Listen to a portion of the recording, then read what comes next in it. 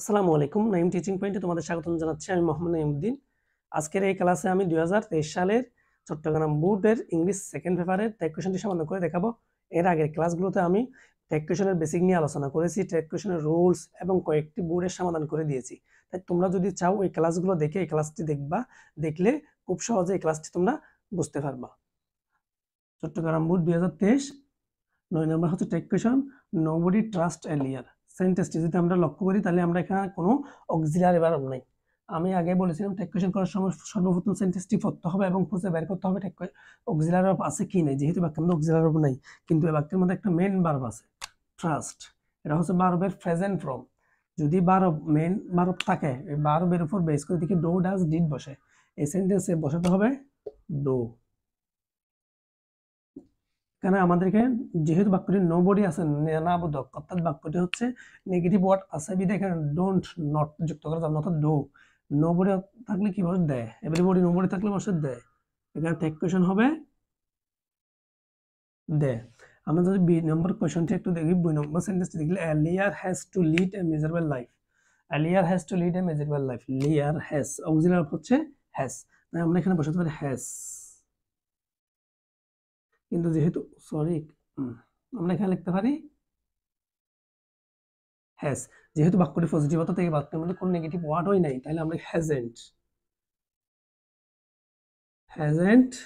আর এখানে যেহেতু এলিয়ার হচ্ছে অবশ্যই হি বসবে। এলিয়ারের জন্য সাবজেক্ট হিসেবে হি।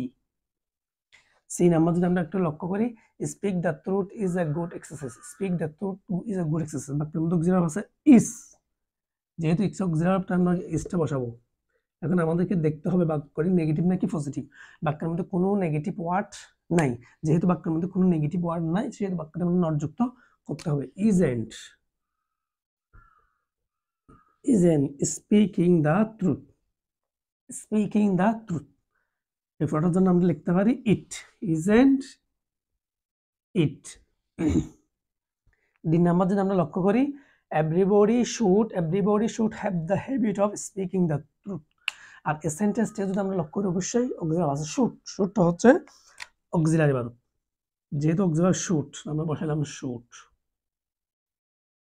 এখন দেখতে হবে বাক্যটি এভরিবডি নোবডি অর্থাৎ এখানে কোনো নেগেটিভ ওয়ার্ড আছে কি না, নাই। যেহেতু নাই, শুডেন্ট।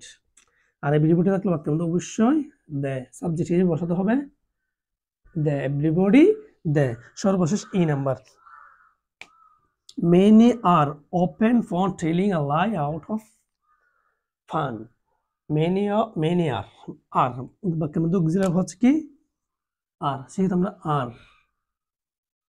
এখন আমরা যদি একটা জিনিস লক্ষ্য করি, বাক্যের মধ্যে কোনো নেগেটিভ ওয়ার্ড নাই। যেহেতু বাক্যের মধ্যে কোনো নেগেটিভ ওয়ার্ড নেই, তাহলে আমরা আর সাথে নট যুক্ত হবে আরেন্ট। মেনি, অবশ্যই মেনির জন্য সাবজেক্ট হিসেবে দে। আরেন্ট দে। আমি সংক্ষেপে আরেকটু বুঝিয়ে দিচ্ছি। ট্যাগ কোয়েশন করার সময় সর্বপ্রথম দেখতে হবে যে সেন্টেন্সটি ট্যাগ কোয়েশন করবো, ওই সেন্টেন্সের মধ্যে কোনো নেগেটিভ ওয়ার্ড আছে কি নাই। যদি নেগেটিভ ওয়ার্ড থাকে, অর্থাৎ নো, নবডি, নাথিং, এগুলো থাকলে ট্যাগ কোয়েশন করার সময় নট যুক্ত হবে না। যদি না থাকে তাহলে নট যুক্ত হবে। এবং সেন্টেন্সটি পরেও দেখতে হবে কোনো অক্সিলারি ভার্ব আছে কি নেই।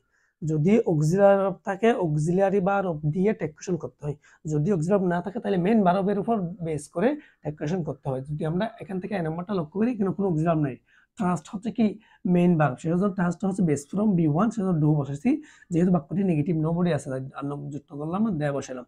বি নাম্বার যদি লক্ষ্য করি, লিয়ার হ্যাজটা হচ্ছে কি অক্সিলারি ভার্ব, সেজন্য হ্যাজ। আর এখানে হচ্ছে কোনো নেগেটিভ ওয়ার্ড নাই, হ্যাজেন্ট। লিয়ার এর জন্য আমরা বসালাম he. Speaking the truth is a good exercise. Is auxiliary পাশে ইজ বসালাম। যেহেতু বাক্যটি পজিটিভ তাই এখানে নাবোধক যুক্ত করলাম, not isn't. Speaking the truth it. Everybody should have the habit of speaking the truth.